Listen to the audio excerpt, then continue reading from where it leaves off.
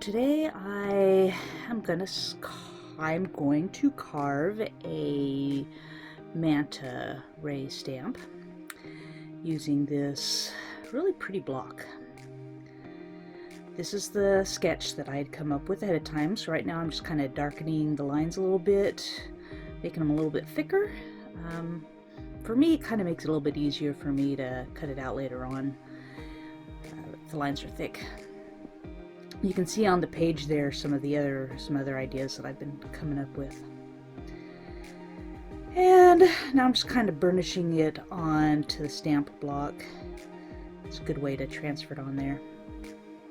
So I thought I'd come up with this manta ray. I've carved a manta ray before, but I like the idea of having one that's just a single outline, so that I can do whatever design I want to in it. It doesn't have to be a specific design. I'd forgotten my cutting board, and then I couldn't find it. So this is kind of like my stand-in while I don't have a cutting board, but I really don't want to hurt my desk more than it's already been damaged. Alright, so as you can see, I am just working on cutting them out. What I like about this stamp block is the dual color, so it makes it a little bit easier for me to see what I've cut out and what I haven't, and how deep my cuts are. And I really like that. I think that's a really neat thing. And again, it just is so pretty.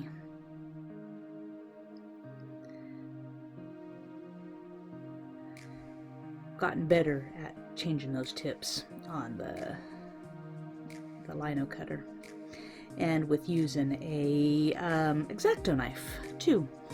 So I just kind of go in between the lino cutter and the X-Acto knife and different tips on the cutter in order for cutting things out. As a reminder, I am in no way a professional at this. I am completely new, amateur. I'm just learning as I'm going. I'm one of those people who I just teach myself as I go along.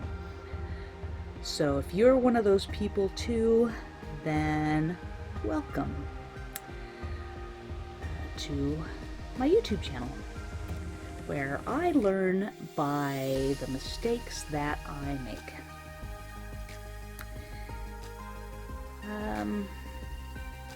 So now I'm just kind of cleaning it up a little bit, and then here I stamp it to see what needs to be trimmed or fixed. I look to see what lines I really don't like, so that I can kind of soften them and just kind of whittle away at parts of it. It's a little tedious, but I like that I can do that to see how it's going. So I'm constantly checking with what I stamped on the paper and what I should work on with the stamp itself to see what needs to be fixed. Always remembering to reverse the image, that what is on the left is now on the right. It's looking good so far. Let's see if the third time's a charm.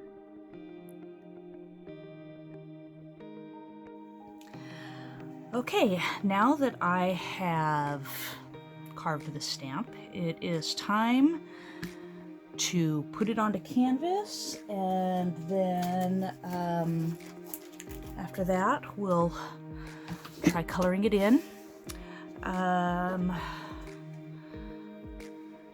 So let's ink this up.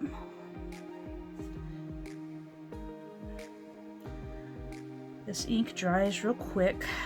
I try to make sure there's a lot of it onto my stamp. And kind of like the way this stays on ink smells. It smells pretty good. And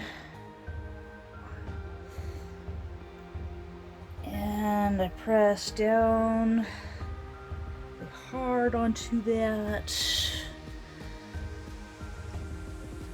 I've also put a board into the pouch in between just in case. And let's see. It's not too bad. I could put some more pressure on the outside wings there. Create more darkness with that. Let's see what happens now when I color it in. Okay. Got a black fabric marker here. Usually when I'm creating the designs on these, I'm putting the white design on, but now I have to kind of go backwards from that. Try to figure out what the white design would be. I'm also going to, see, I started coloring it in wrong. So we'll just, you know, no mistakes. That'll just end up becoming part of this part. You know, maybe I'll use some actual fabric paint for this. I'll be right back. Okay, I got my palette. Got a brush. And this says to shake it well. Should have gotten some white while I was getting black. Okay.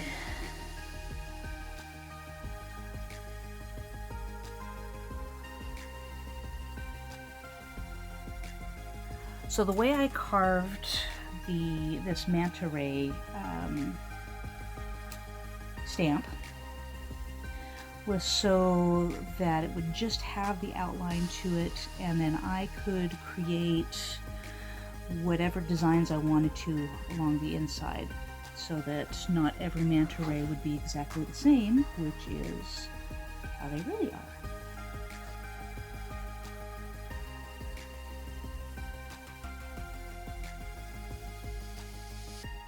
And this is my first time trying it like this, where I am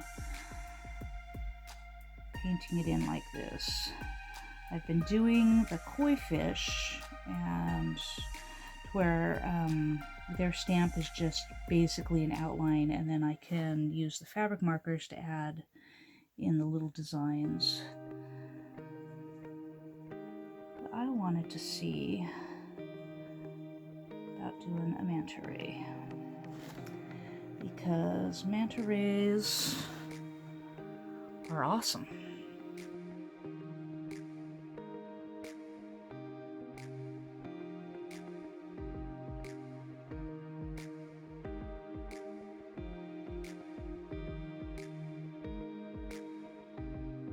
Looks like I put way too much paint into my palette. That's okay, I've got enough here so that I can start making sure it's filled in where I want it to be. Putting some of it down here on the tail. Darken up this outline.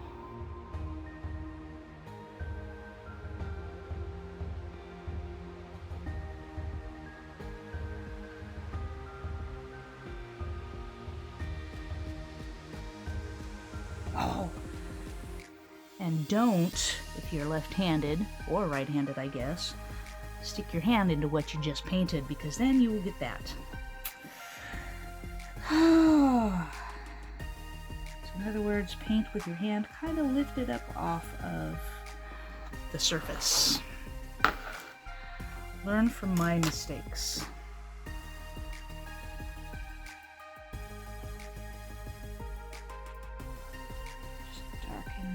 In.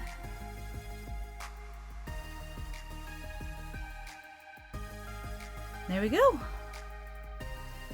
I think I should order, since I can't just go to the store and pick it up, order some white fabric paint so I can then maybe paint in those parts of the manta ray. I like that idea. Okay, to fill out this video, I will, good thing I like to do too, is start to heat set it. So using my, this tool.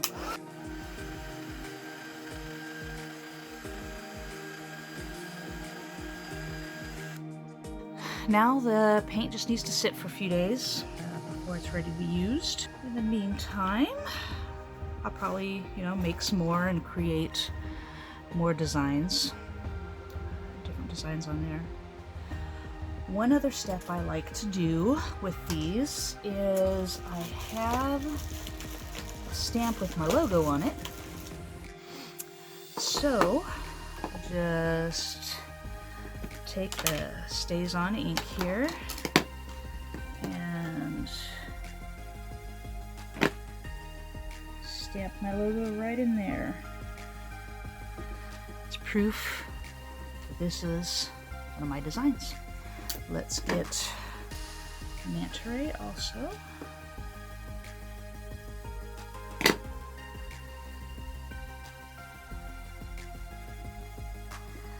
So, a little logo in there.